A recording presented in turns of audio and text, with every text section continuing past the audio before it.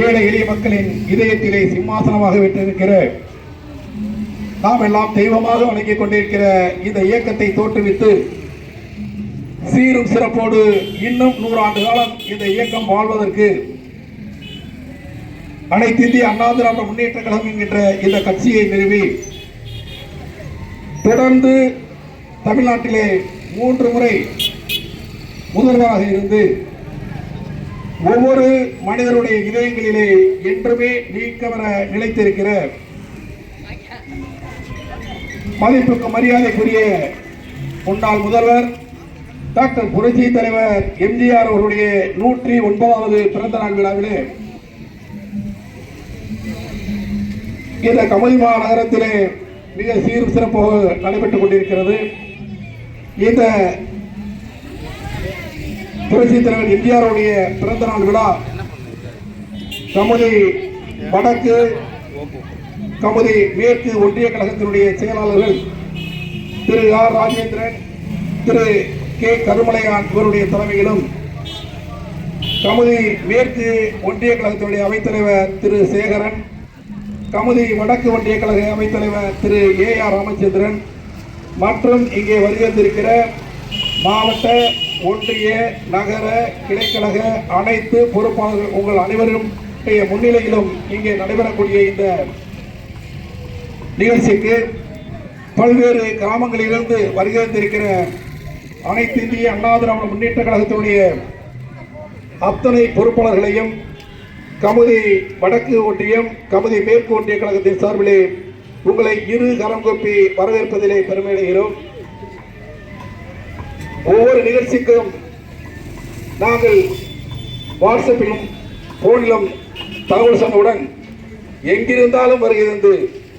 ஒவ்வொரு நிகழ்ச்சியிலும் அம்மா பிறந்த நாளாக இருக்கட்டும், அம்மாவுடைய நினைவு நாளாக இருக்கட்டும், புரட்சி தலைவர் எம்ஜிஆருடைய பிறந்த நாளாக இருக்கட்டும், நினைவு நாளாக இருக்கட்டும், பொதுக்கூட்டம், ஆர்ப்பாட்டம், போராட்டம் அனைத்திலும் எந்த ஒரு எதிர்பார்ப்பும் இல்லாமல் ஒவ்வொரு முறையும் கலந்து கொண்டிருக்கிற உங்கள் அத்தனை பேரையும் மீண்டும் ஒரு முறை வருக வருக என வரவேற்பதில் பெருமடைகிறோம்.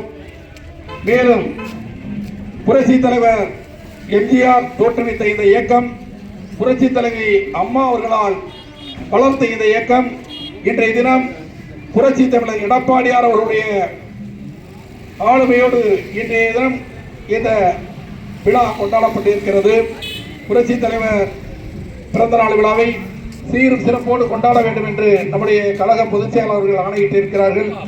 நம்முடைய ராமநாதபுரம் மாவட்ட கழகத்தினுடைய ஆற்றல் மிக்க செயலாளர் மதிப்புக்கு மரியாதைக்குரிய அருமை அண்ணன் எம்.ஏ. முனியசாமி அவர்கள் ஆலோசனையின் பேரிலே இந்த பிறந்த நாள் விழா இங்கே நடைபெற்றுக் கொண்டிருக்கிறது.